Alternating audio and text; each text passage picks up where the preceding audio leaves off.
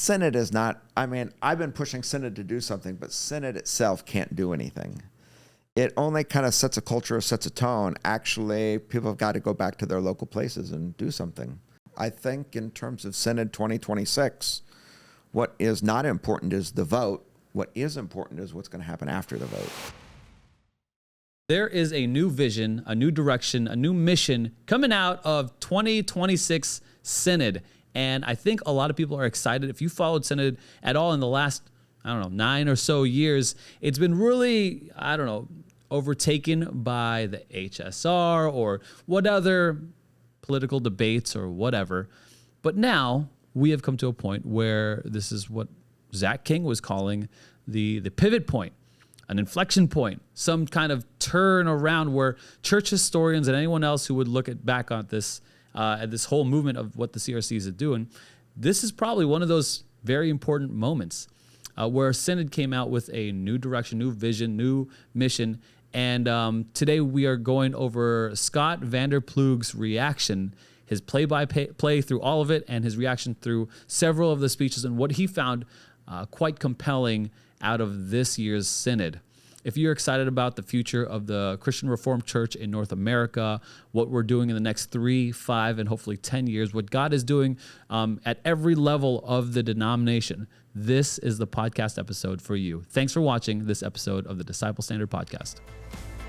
The future is now. And then I should have signed up to be a cultural dude. Oh. A culture interpreter. Okay. a cultural interpreter. Yeah. Hood Because- life.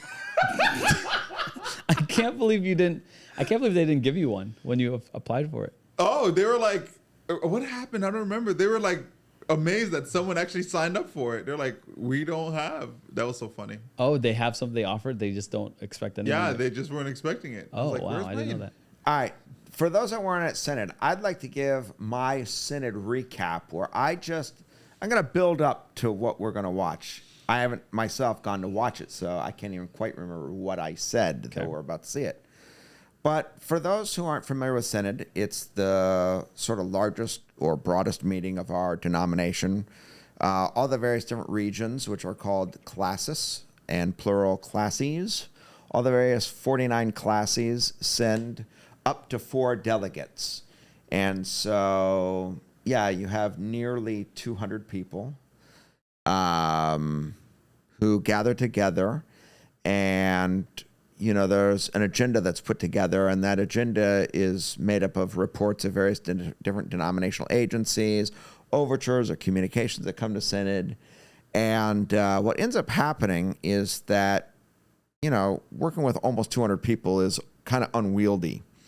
So this year they broke us down into 9 advisory committees, and they divvy up the agenda, and whatever advisory committee you're a part of, you'll be assigned about 1/9 of the agenda to kind of pre-sort through and come up with an initial response, so that by the time you put all the people together, I don't know, maybe there's 20, 30 people in each advisory committee.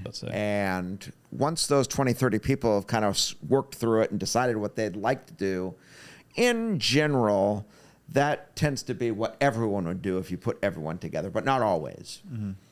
So, since this is like my 8th or 9th Synod, for the past 4 or 5 at least, I've been assigned to be a chairperson of these advisory committees. So we started on Friday morning, and there was something a little bit different because after the opening worship service, before everyone went to their advisory committee meetings, the powers that be, I don't know whether you call that the program committee or whoever it is that puts together how the agenda for Synod to go, they decided ahead of time that they wanted to concentrate on our plan for church planting and renewal. Okay. So they had these, instead of just going straight to advisory committee, they had everyone stick around for either a presentation on church planting or a presentation on church renewal. And half of Synod went one way, half of the Synod went the other. Everyone was it was decided ahead of time which one you were supposed to go to. As for myself, I got sent to the renewal one. And so that was the first attempt to get everybody kind of, I thought it was interesting because it truly put church renewal and church planting front and center. Before you go do anything else, everybody is going to be about church planting and church renewal. That's cool. Then we went to at our advisory committees. I'll say a little bit more about mine in a minute. But then on Saturday night, then they held these plenary sessions where Elaine May and Tim Sheridan and Zach King.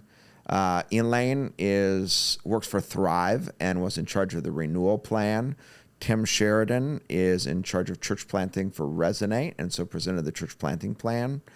And then Zach King also spoke just on the state of the denomination. He gives kind of a state of the denomination speech every year. And that happened on Saturday night. And of course, it was all focused on, this new pivot point for our denomination, this new vision, this new mission that we're going to share together. So before Synod ever really passed anything, we had these speeches from these individuals, and that was very well received. I think there was a lot of energy in the room. Standing ovation. Standing ovation. And I'll just report from my standpoint, I was really excited that these things have become front and center on denomination. So there was no way I wasn't going to cause a standing ovation. Yeah. You were. We saw you pop up so fast. Yeah, you were in you were in a bright blue shirt right in the middle. Yeah. And we're like, oh, there, first Okay. one. You guys watched that, huh? Oh, yeah. We watched it. I was determined, like the moment it was socially acceptable, I was going to jump up. Yeah. And How did you feel during, so you had the split with the church planting and church renewal, and then you got these 3 speeches.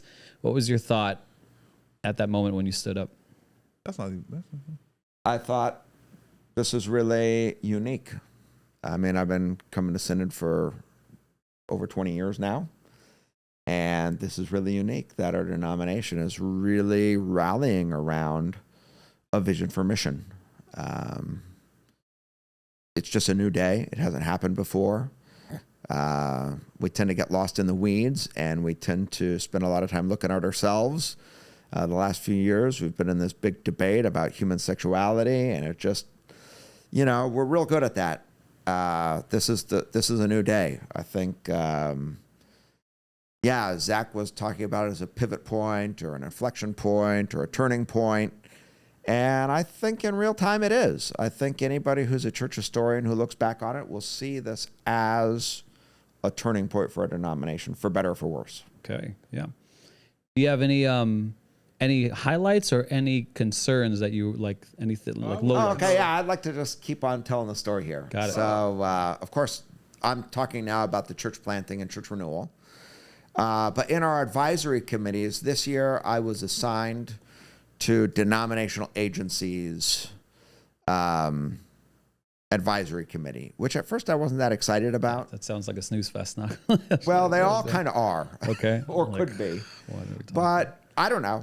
I went into it with a little less expectations. I know which advisory committees I prefer to be the chair of. And I'd never even been in this advisory committee before. And there are actually there's 2 different advisory committees that dealt with agencies. And so ours dealt with World Renew. It dealt with,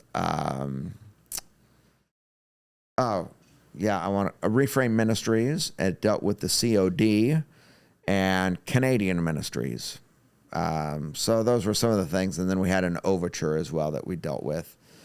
But for the most part, I didn't expect much. But in preparation, one of the things I was really excited about, and since I was the person who was chairing the meetings, that meant I was responsible for making them run, make sure that, I could include as many voices as possible. And I think we had just a really great group. One of the things I was excited to do was Synod itself had made a couple of years ago that we were going to have a focus on prayer.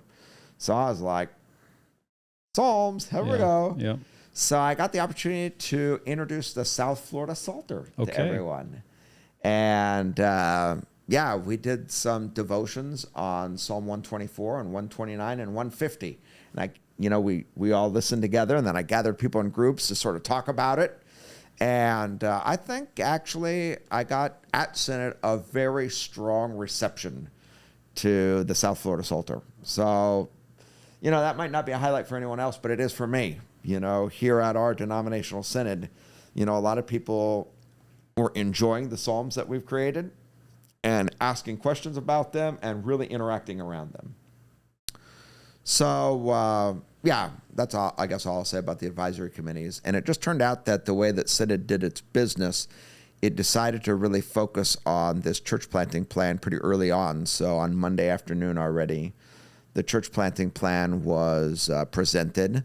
The advisory committee that went over it decided to just, instead of making other recommendations, just take the report just as it was, which I thought was a good sign. Yeah, it wasn't trying to make any revisions. It's like, okay, there's a cohesive plan. Let's just adopt it together. What's the plan really quick? So, of course, last year at Synod, the motion I made requested the denomination come up with a 10-year plan for church planting. But Tim and others who were working on this plan, and I was a part of working on the plan, decided that a 10-year horizon was probably too much to try to grab hold of. And so they started thinking about a 5-year horizon. And then, okay, let's even get a little shorter with a 3-year horizon, and then let's break that down into 90-day chunks. What's going to happen each quarter? That's good. That this 3-year plan. So it's really more, it wasn't just like a vision for church planting. It was actually more of an action plan. All right, here's what we got to get done. And of course, I'm fully on board. It really talks about disciple multiplication, leadership development in every classes, leading to church planting. Okay. And I think the other two pieces that I just mentioned are really important because I think, the other thing, it really has a strong emphasis on the gospel, which I like. I think that's actually, you could just pass over that, but I think it's the most necessary part of the plan because the gospel is the power of God for salvation. And I think it tries to get our denomination to rally around and get focused on the gospel. And I would just say, I think it appears that is really becoming real across our denomination. Okay, that's good. A gospel focus has come into view. So, but then this disciple multiplication and leadership development, which is, I think, there's any number of people who are in churches that are like, well, our church isn't going to plant a church. But every person can become part of this plan insofar as they make disciples and multiply disciples and start raising up leaders. Right. So even if you say to yourself, boy, I don't see how our church is going to plant a church in the next 5 or 10 years, that doesn't mean you're not a part of the plan. You've got a big part of the plan. And who knows that a future church planter might be, 15 years old and sitting in your pews, and it's your job to cultivate that a little bit. So the plan was presented, and I think, a lot of enthusiasm about it. There was no way that I wasn't going to be first in the queue and speak first. So as soon as they're making their presentation, I'm putting my name in the queue to make sure that I'm the first speaker. And I guess you've got queued up my speech. Let's do it. I don't know. This is a little dangerous because I know how it was in real life, but I haven't watched it to see what it looked like in reality. Let's cut to this speech, Jake. Go ahead. All right, let's start our discussion, brothers and sisters. So Scott Vanderploeg is first up with Skylar Pike next. Sorry, Skylar. Scott Vanderploeg, class of Southeast U.S. I'm rising to speak strongly in favor of this motion. Actually, I'm very impressed. Last year when we made this motion, we only gave 1 year. Mm-hmm. That was probably a little short-sighted, but nevertheless, the report that came back, I judged the quality to be very strong. I'm sure there's no such thing as a perfect plan, and I'm quite sure we're going to have to iterate as we go along. But I really think this plan is good. I'll also just say, if I can, that I love the spirit of this synod. I heard in the opening addresses a lot of optimism and hope that I think are rightly placed because the Christian Reformed Church of North America is poised to do big things. I suppose at some level or another, I've been at the forefront of getting Synod to do something around these topics. But I just want to say that I've probably concluded that Synod does very little. I'm urging everyone to vote yes, but I'm pretty sure that voting won't do it. I think everyone that does vote yes has to commit to taking gospel-sized, imperfect action. So if you vote yes, then I'd like to just urge everyone, as they're voting yes, to have a new commitment to the red-hot passion for the gospel that we heard just spoken of.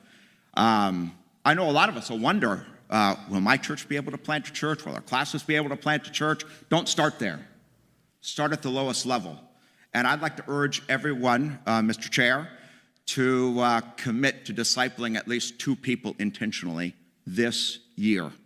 I think if everyone in this room does that, we'll be off to a start we can't even begin to imagine.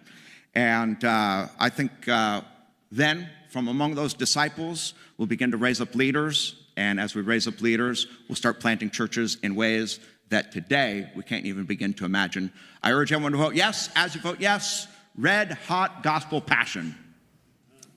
All right, Scott. Skylar Pike is up. Okay, wait. Don't leave Just this, yelling because at there's another speech that I consider really important in just a minute that's coming up. But it is interesting that when Chad, who's the president of Synod, gave his final address, that line, red hot gospel passion, made it in. Oh, wow. So Must have really resonated with him. yeah, so what do you guys think listening to that speech? Some of what you talked about last week, Saran. That sometimes people talk and it doesn't sound passionate. There's a lot of passion. I like you feel like you're like setting a charge and giving like action. Like you need to disciple 2 people before the year ends. I like that. Instead of let's go and pray about it. He said like, Saran was very, no. he was a big advocate for or very, I don't know what you would, it's fair to say, skeptical or critical even of Christians all too often like saying, we'll just pray about it, or we'll think about it, or we'll let the Lord decide, rather than just like, let's take action. Yeah. I know this is a phrase that you've used in the past many times here, gospel-sized, imperfect action. Yeah. Walk us through why you said those particular phrases or words or all that. Well, they didn't come new to me, as you already know. They're things I say maybe all the time. But I just thought to myself, like, okay, here, this plan is here. I really had this sensation that Synod is not, I've been pushing Synod to do something, but Synod itself can't do anything. It only kind of sets a culture, sets a tone. Actually, people have got to go back to their local places and do something. So, yeah, I don't know. I think in terms of Synod 2026, what is not important is the vote. What is important is what's going to happen after the vote. You called people to disciple 2 people. Yeah, I was gonna say I like what you did though. It wasn't like, because it's always like church planning. You even said don't start there. Yeah. Which is like great. Start at the lowest level. Yeah. Just disciple 2 people. Would you think that most of the people in that room would know what to do if they said, I'm going to disciple 1 person? Well, I had a lot of people coming up and saying they need help. Okay. So how much is a lot? I don't know. Multiple people Okay. that just need help. They need to know how to do this. One of the fellows that spoke, Gary Brower, someone I went to seminary with, he actually gave a speech saying, hey, my church doesn't get this. Doesn't get what? This whole discipling thing. Okay. I need Synod to say this so that Does I can the go back CRC and not say, have- Synod wants us to do this. Does the CRC not have discipling tools? What do you mean? Like they have tools and all that's like resources. There's no resources for discipling like in the CRC. Not like we have with 222 Disciple. That is very disappointing to hear. I would just feel like as big as they are and as organized as they are, that they would have some kind of, and as much resources, they got a whole resource page on how to properly administer communion with 5 different ways. They don't have a resource page on how to disciple people. That's crazy. Let's talk about this because That's I've been fair. doing a lot of thinking They're about right. this. So I think in general, and it just so happens like we at Sunlight are kind of in time or timely with this. But I think in, let's just call it North American Protestant Christianity, I think the main way we discipled people for a long, long time is through programs. So if you're a pastor, you learn Bible and theology in seminary, but the skill you needed to learn was like how to run programs. So, how to run a children's ministry, how to run a youth ministry, how to run adult Bible studies, and kind of like a pastor's job had a lot to do with making sure that you had all these programs running. And I think that was probably like, for many pastors, one of the main skills you needed to have. Could you organize, recruit leaders, and run programs? And we assumed that if you ran all these programs, that basically the work of disciple making was being done. I think what the shift has been is people have started realizing, like, okay, running all these programs doesn't really succeed in multiplying disciples and helping people really become red-hot disciples of Jesus.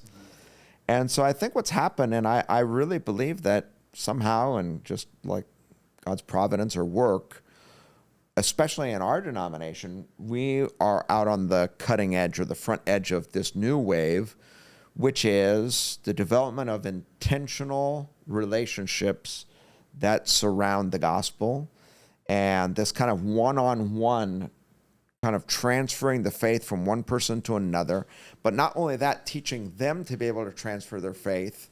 I think that's something that is relatively new in our denomination. I think if you kind of talk across the denomination, people are aware of maybe, okay, all my life was trained to run programs, but now I've got to learn how to get a discipleship movement with one-on-one relationships going in my congregation. I don't think the denomination hasn't created the resources for that. When I say the denomination, I suppose, it depends what you mean by the term denomination, because in our denomination, there's a church located in South Florida that years and years ago started working on this and developed those resources called 222 Disciple. And what's interesting, I think, is this week we're going to cross 2,000 disciples made, which is like a milestone for us. I think it's so interesting how quickly we went from 1,000 to 2,000. How fast was that? I don't know, fast. Okay. A lot faster than I thought would happen, right? Okay. We could go back and look at the time, when it was that we crossed 1,000. But I think most people in our congregation will remember that, because definitely we were doing our multiply minutes when we crossed 1,000. Like, oh, here we are at 2,000. Yeah. So it'll seem an even shorter time. We'll be like, oh, we're at 3,000. But anyway, I think what's happened is, and this is represented on the floor of Synod, there are a lot of delegates who are at Synod who have gone through 222 Disciple. A lot. And so I think all those delegates are really behind this too, because they know exactly what's meant by this disciple multiplying movement. They've been through it. They have disciples of their own. Correct. So, yeah. Correct. So, and not only that, but they're going around talking it up with everybody else. Right. So why don't they just add it as a resource on their page? Well, they may. Who knows? Let's see. That could happen.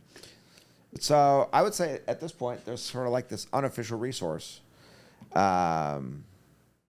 Anyway, okay, would you just scrub forward? I'll know when I see what I want to see. I think there's another speech that I would take as the next most important. Not Gary, although I just mentioned that. This guy, Brandon. No. That's Joe. No. Yes, that speech. Go back to the beginning. Let's hear Chad call on him. I want you guys to react to this speech. Go ahead. As strongly as I can.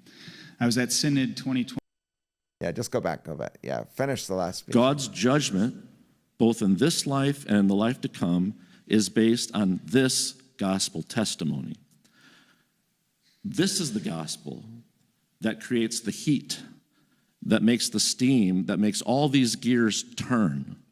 And without this gospel at the heart of all these things, I'm afraid none of this is really going to make that much of a difference. So you got the gospel. So I would commend us all flair to here this from guy's speech. gospel. Yep, Thank you, John. that was good. But now Brandon, the and then Ken Benjamins is next. Thank you, Mr. President. Brandon Hahn, Classis Granville, and I speak in favor of the motion as strongly as I can. I was at Synod There I am, right next to 2023 a few years ago, and if you remember, there were just a few things going on that year. But one of the things that was going on was there was an overture from Classis Southeast about reversing membership decline. And I remember my brother Scott here, who I barely know, getting up and saying, "This is why I'm here." And I remember thinking again, this is why you're here? With everything else going on right now, this is why you're here? And then so fast forward to this past year, there's this conference down in Florida, and there's this audacious goal to plant, 1,000 churches within the next 10 years? Yeah. And I remember sort of rolling my eyes as soon as I first heard that, kind of cynically, like, yeah, right, and doing the math, and that's 3 churches for every Classis every year, and good luck with that. I am so done being cynical. I have experienced our denomination the last few years as a low trust, low hope community. And I have been aching for something to trust in and to hope in and to rally around. And reading this report felt like that.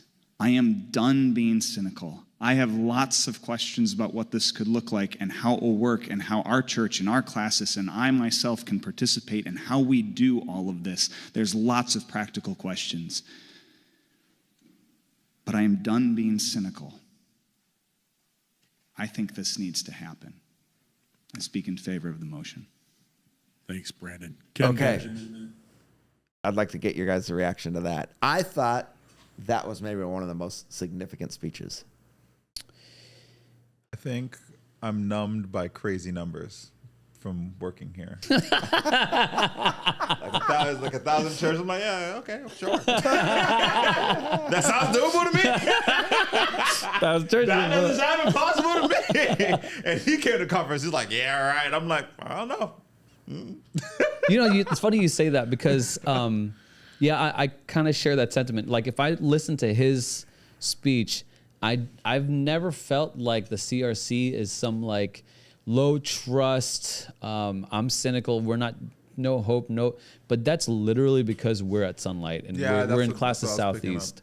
Like we're like just not at Sunlight. Southeast is not like that. Like we're like, yeah, what? It's so great that we got I forget now, a Haitian translator and a Spanish translator into a preacher license to exhort or some nonsense, right? Like we were growing, and I'm saying we because Classis Southeast is growing so many leaders that you got to translate the translator into the translation. Like there's 3 languages that you got. So when we start to see this stuff, I'm like, yeah, this is normal. This is normative. Like this hope or this movement or this action is normal for us. And I'm used to it. And I'm not even scared about like 1,000 church.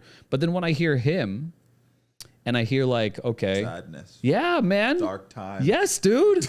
I hear sad, and then But like it was like that when I was there. But before, right? This is before. This is not his particular, but like he's echoing what I maybe not aware of in the denomination. And so when he says this, part of me is like, yeah, about time. But the other part is like, man, what kind of burden have they been shouldering in the last years? And I'm glad I'm glad this is like kind of picking up, or the spirit is kind of probably a lot of them are doing what Scott was doing. They're just running programs and just trying to stay afloat, and they're not really discipling anyone. They're not bringing anyone new. Well, you know what's funny when you run a program as a pastor and you run these programs, really the only discipleship that you're doing is the person running the program.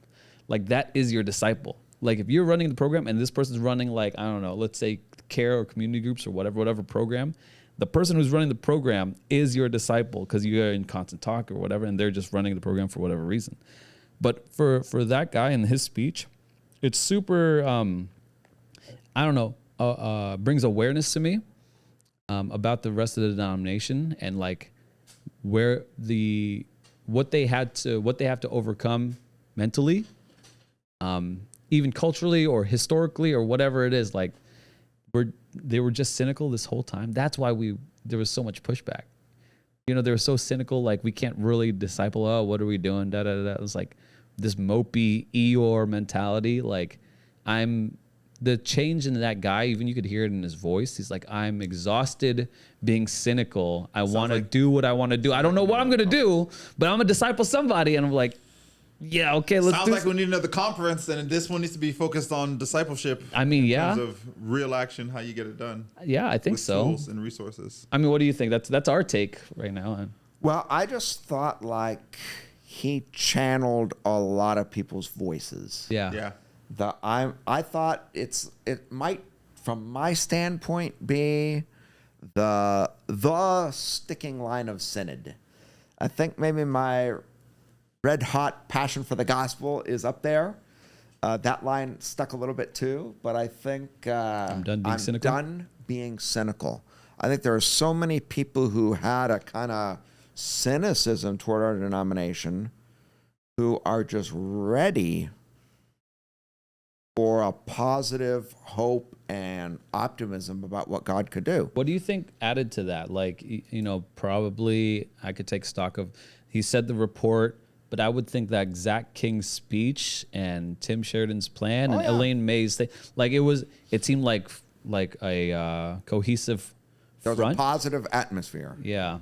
And because these are the leaders of churches, right? And people back to their congregation, they need it from somewhere, right? They need it from their, you know, Zach King and all that. So, yeah, I mean, I don't know. It's so I feel like a baby in a bubble over here. Like, yeah, let's just keep going. I don't know. What do you think about Zach King's speech? Loved it. Yeah, it was all about. I mean, he called it back to I guess 10 years ago or whatever it is, and I think that mattered a lot. Actually, we covered that. I think that his leadership and him stepping up into it is like it matters a lot for sure. When people, you guys talked about that last week. We did. Yeah. Tim Sheridan, Zach King. Zach King sharing, you know, his Antioch moment speech and all that. So Project Antioch. So yeah, where do we go from here? Like, what do you think is the next steps for the denomination? When they left, what's everyone talking about? What's the scuttlebutt? How to make disciples? How I would assume. I think maybe that's probably the first 90 days. I think a lot of from them are Tim's ready to plant standpoint, churches, right? what really needs to happen is there needs to become, for the whole denomination, a good model in a classes or two where disciple multiplication is happening. And I think our classes obviously is going to lead the way in that, because that's something that's become, like you said, more normal here. It's just kind of like what we do. Like on our church staff, I think we all have a requirement with each other, at least 2 people a year. Yeah. You better be discipling 2 people. And those people better be discipling people. And I think that's not normal in a lot of places. In fact, just because we have it up, skim back to my friend Gary. I'll show you where it is. The MDLC. No, a little further back. A little further back. That's Gary. So go to the beginning of his speech. There we go. Joe Sanderlin. No. Gary Browers, class of Central Plains. I speak in favor of this motion wholeheartedly. I love the energy that's building in our denomination towards us. This is wonderful. I guess I want to give a little bit of feedback or some suggestions of what we need out on the ground. Beginning with, what do we mean by discipling? And I think that goes to what we were just talking about. What, does discipling include evangelism? I think the other part that I'm not hearing enough of is that we're making disciples who make disciples. It's that next generation. And I think at least leader. Got it. Oh, keep going. In conversations at our church, we talk about discipling, we talk about disciple making.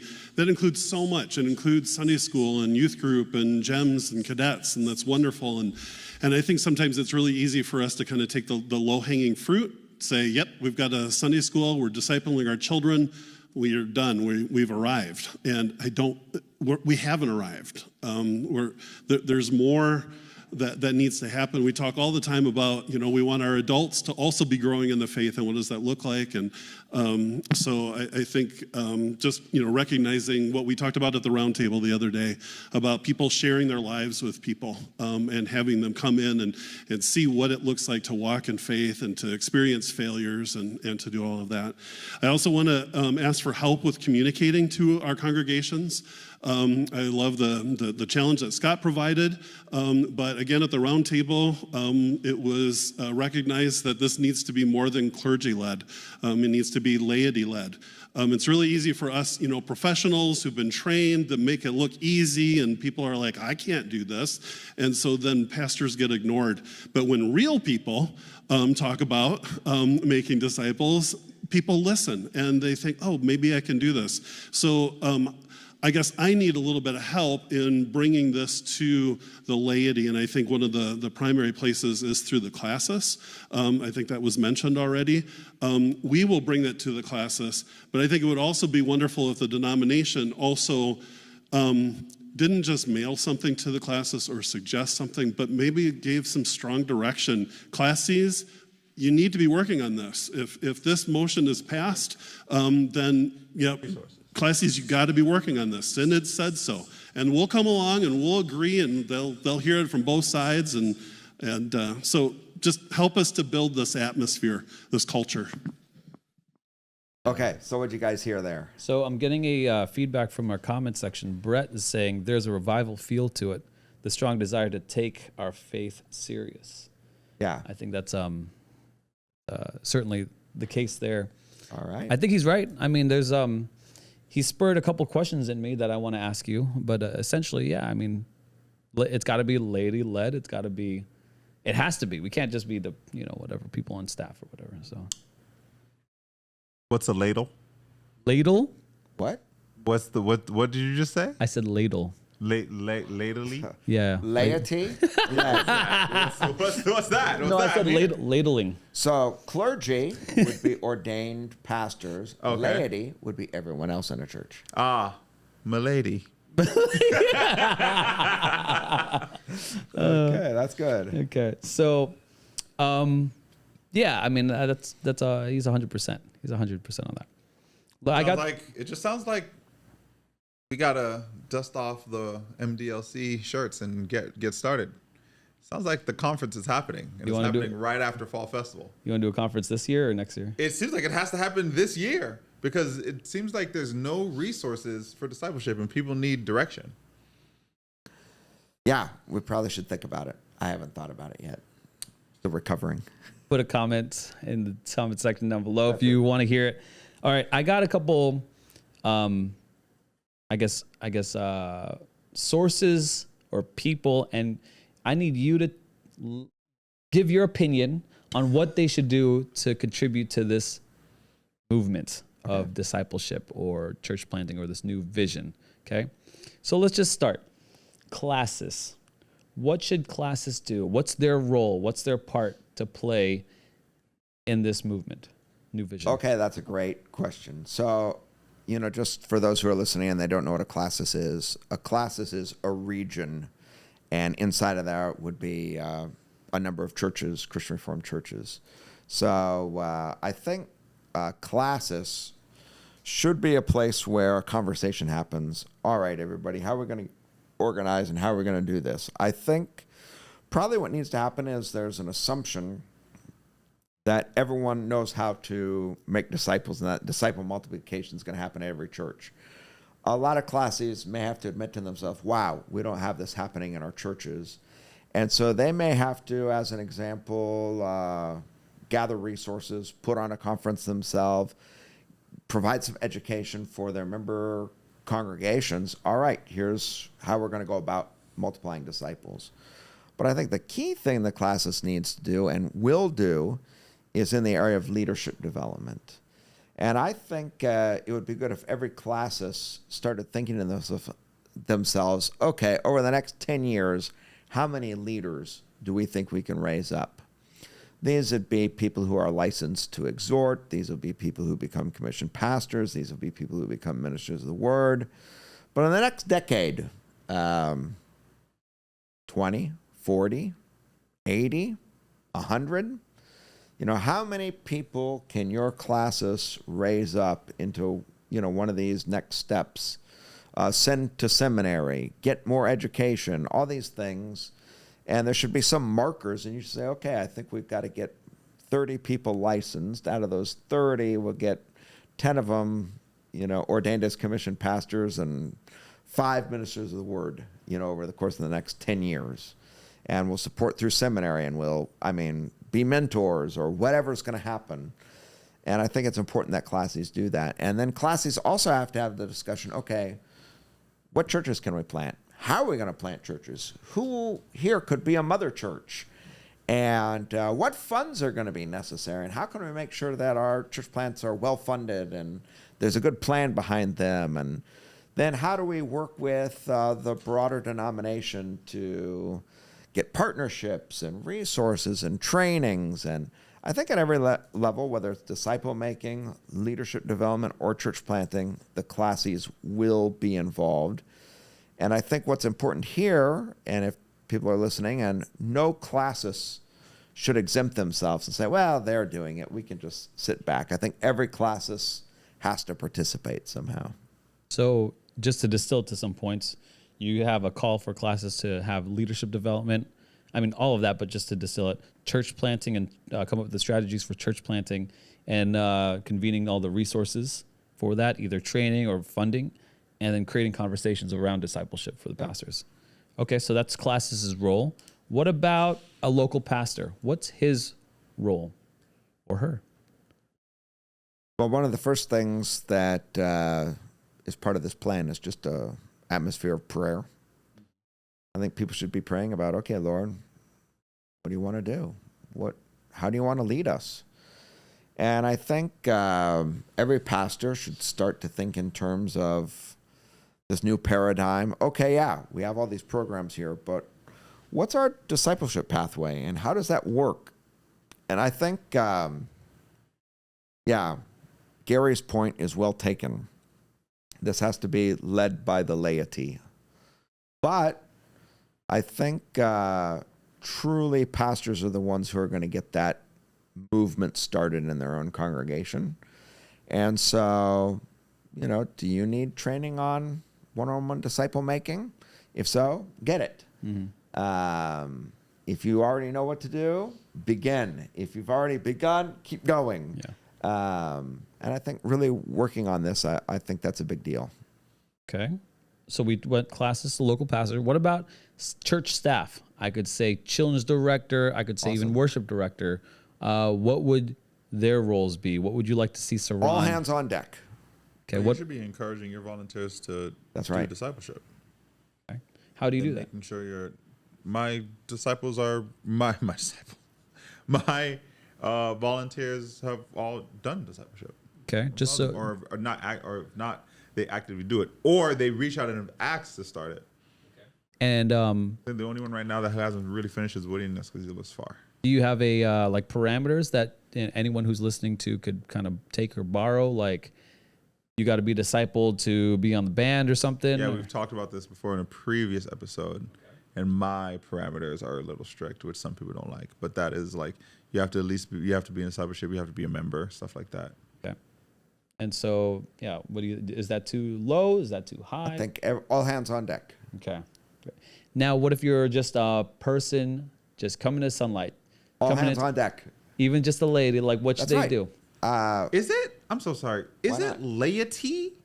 Laity. Laity. Laity. Okay. No, milady. Right now. Laity. Okay. So some person, the ladily, comes in and... Well, I think this is what I'd say for Sunlight, and I hope it's true. I talked about this red-hot passion for the gospel. I really do believe that if you've really understood the gospel, wow, I was a lost sinner, and Jesus showed up and saved me, then it only makes sense that in response to all that, there's going to be, hopefully a red-hot passion for the gospel. And now what's my part to play? And I'm suggesting that if you're a disciple of Jesus, every disciple of Jesus calls to become a disciple maker. And I would say we want everyone to work at that, to become involved in disciple making and leadership development. You know, I really love this. On Sunday, Nick Rudder kind of told his story.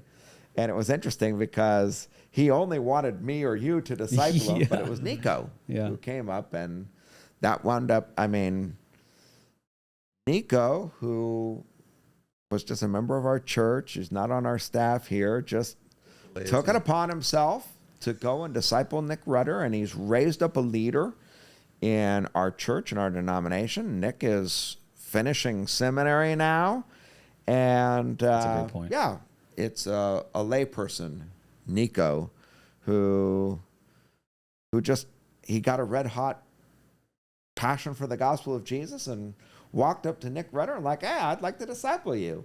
Bang. Nick was like, okay. I guess, God. But then it works. Yeah. I mean, yeah, you do not have to become a pastor to make an impact for the kingdom of God. In fact, it's probably counterproductive. Just make an impact for the kingdom of God. Yeah. Let's go. Yeah. Okay, I'm going to go to different organizations now, okay? And what you would think that they could play a role in here. Now, of course, they could take your, this is just opinion, right? The Banner, Miss Laura. Oh, well, it's interesting. They started a podcast, and I'm going to be like one of the first episodes. Okay, very good. I've seen their They started podcast. a Yeah, podcast? no, I've seen some of their episodes. No. They they have started a podcast. I'm actually eager to see this thing roll out because I'm sure it'll be one of the first ones about church planting. Yeah, of course. So what do you think the Banner, what do you think they can do? Well, I think communicate this new vision, advocate for it, promote it. There's a lot of things the Banner can do. Okay, let's move on. Seminary, Calvin Seminary, what could they do? Well, it's obvious leadership development. Yeah. The Calvin Seminary has a huge role to play. And my goal will be that across the denomination, we're going to start raising up leaders at a clip that will probably become challenging for the seminary. So try to keep up. Yeah, good. Resonate, what about them? Oh, I think Resonate has a huge role to play. They're our denominational, agency for missions, and in particular going to be the ones coordinating this church planting movement. So it's huge. About the denominational staff, and more particularly Zach King. What's his role in all of this? And I think he's already becoming the face of this, and will increasingly be the face of it. Okay. Looks like we've got a lot of different players on the board. What's your vision for all of this? What do you think is going to happen? Where do you think God is moving here? Well, it's always hard to know. But it seems to me that there's a new day, there's a new excitement, and who knows, in ways small or big. What's interesting to me is how many people that I met at Synod who are already, hey, we're planting a church this year. We're doing it. And they just got caught up in the excitement of this little movement we've got started here. And so there's going to be all kinds of people who come to faith for the first time just because this started to get exciting across our denomination. And I think we're going to be reaching people for Christ and raising up churches, probably significant churches. So I guess we have to wait and see how it all plays out. Yeah, I think it was the goal was 150, right? In the next 5 years, 5 years or so, 150. Is that too low? Is that too high? I guess we'll find out in 5 years. Sure. I think it's eminently achievable. If Jesus wrote a letter, the CRCNA, just like he did to Revelation churches, what do you think we would be praised for, and what do you think we would be rebuked or warned about? I don't know. I wouldn't think to put myself in the place of Jesus on that. What do you think? What do you think? Yeah, you put yourself. Don't try to get me to do it. Clearly we're not Jesus, but clearly we're not Jesus. However, I don't know. I think that the whole I don't know. You know how I forget which thing it was. We just preached on it. Like you lost your love for him. I think it'd be good, to say, wow, you found your love. Okay. Maybe like the opposite, like, oh yeah, gospel, discipleship. You didn't get caught up with all this like political debate anymore. Like that's I mean, I think that'd be cool. I think that'd be a good praise. I think it weren't so high stakes that this has got to be a letter from Jesus or be equal to Scripture. Sure. I'd have more to say. Okay, reduce that. If you were to write a letter, I don't know. Yeah, if I had more to say, then I'd say that I believe the Christian Reformed Church is uniquely positioned to meet the need of today. What I mean by that is we have a robust articulation of what it means to be a Christian that I think is going to be helpful to secular people today who, I mean, people are lost and they need someone to come and present the gospel in a compelling way. Sometimes that'll include answering objections. Sometimes that will include saying things in a way that makes sense. I think it includes passion, it includes heart. I think we're uniquely positioned. And I also sense there's kind of like an emerging identity in the CRC, which is also good. Increasingly, we know who we are. We're comfortable in our own skin. So we don't have to be ashamed as we present the gospel message to the world around us. We can do it in a compelling way. So that's my thought, at least, or my hope, is that God will really use who we are and who we've become for his purposes in a very rich way as we move forward. Yeah. Is there anything that we need to eliminate for this mission to go forward as a denomination? That guy said. That? Can't remember the word right now. Lately? No. He said that's how he felt when he heard the 1,000 thing. The cynicism. Cynicism? Got eliminated. I think there's another thing here too. I would just say that it is the character of people in our denomination that we tend to be a little perfectionistic. We have to do it right. I think if I would say something about our denomination, we tend to be a little too academic. I don't think that's a bad thing. We're a denomination that really likes to think through what it means to have faith in Jesus and what it means to be a Christian. But the academic model, when you're in school, you don't really do anything till you can get an A. So you study hard and you make sure before you write this paper, you're going to get an A before you write it. I think innovation works differently. You get an idea, you go out there, it fails. Then you're like, okay, why'd that fail? You make a little adjustment. You try again. Okay, that failed too. Okay, good. I got 2 things that don't work crossed off my list. What's number 3? Right. And I think the cycle of innovation is opposed to the pride of perfectionism.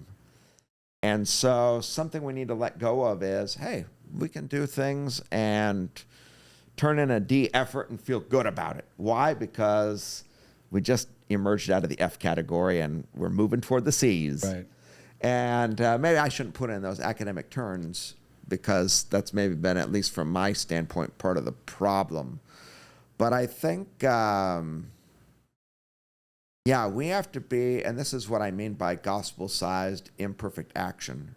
Hey, we've been redeemed. We've been fully embraced by Jesus. He's calling us to get to work in the world. If we don't do it perfect the first time, it's okay. Jesus was perfect in our place. Yeah. So we can go out there and try something and then get better at it as we go. So I would say we probably have to let go of cynicism, yes, but perfectionism also. Will we ever plant the perfect church? Probably not. They're all going to be imperfect, but let's take imperfect gospel-sized action. That's right. Yeah. Red-blooded? Red hot passion. Red hot passion for the gospel. Gospel-sized imperfect action. Hopefully, this is a new day for the CRCNA. Anyway, thanks so much for watching this episode of the Disciple Standard Podcast, and we'll see you on the next one.